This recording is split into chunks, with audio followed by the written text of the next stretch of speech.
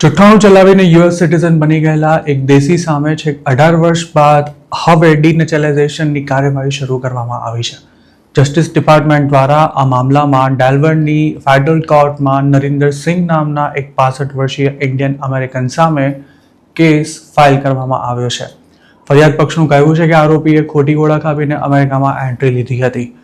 તે 96માં યુએસ આવ્યો હતો અને મે 1, 2008ના રોજ તેને સિટીઝનશિપ મળી હતી.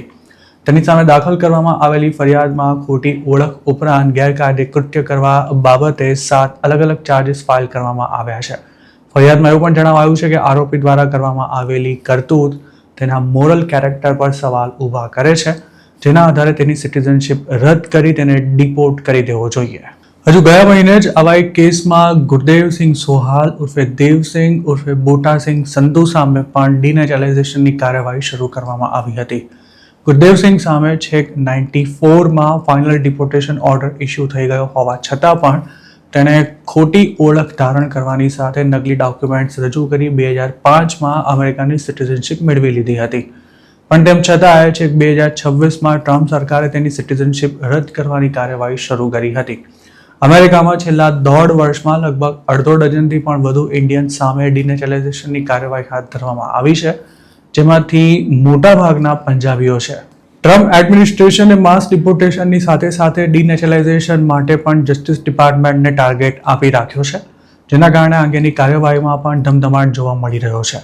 જે લોકોએ જુઠ્ઠું બોલીને કે પછી ફેક ડોક્યુમેન્ટ્સ આપવાની સાથે સાથે પોતાની ક્રિમિનલ હિસ્ટ્રી છુપાવી અમેરિકાની સિટીઝનશિપ લીધી છે, તેમની સામે ડિનેશનલાઇઝેશનની કાર્યવાહી હાથ ધરવામાં આવે છે.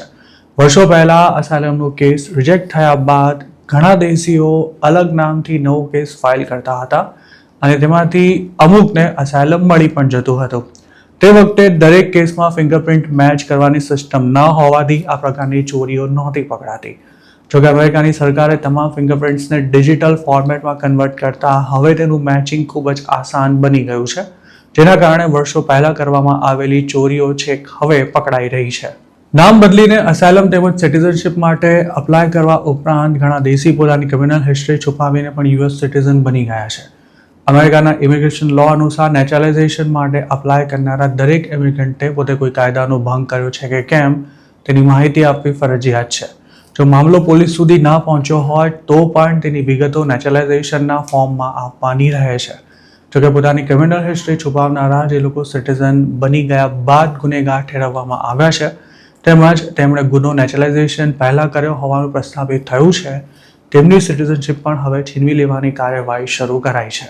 સિટીઝનશિપ છીનવાઈ જાય તો તેની પહેલાનું સ્ટેટસ મળતું હોય છે, મતલબ કે ડિનેશનલાઇઝેશન બાદ American citizen green card holder બની જાય છે. જો તેને પોતાની હોમ કન્ટ્રી સ્વીકારવા માટે તૈયાર ન થાય તો તે ગ્રીન કાર્ડ પર કે પછી સ્ટેટલેસ બની અમેરિકામાં રહી શકે છે. ટ્રમ્પ સરકારે રેકોર્ડ બ્રેક સંખ્યામાં ડિનેશનલાઇઝેશનના કેસ તો કર્યા છે, પણ તેમાંથી કેટલાને ડિપોર્ટ કરવામાં સફળતા મળશે તે જાણવા માટે હજુ લાંબો સમય રાહ જોવી પડશે, કારણ કે આ પ્રકારના મામલામાં કોર્ટનું ફાઇનલ જજમેન્ટ આવવામાં ઘણો લાંબો સમય લાગી જતો હોય છે.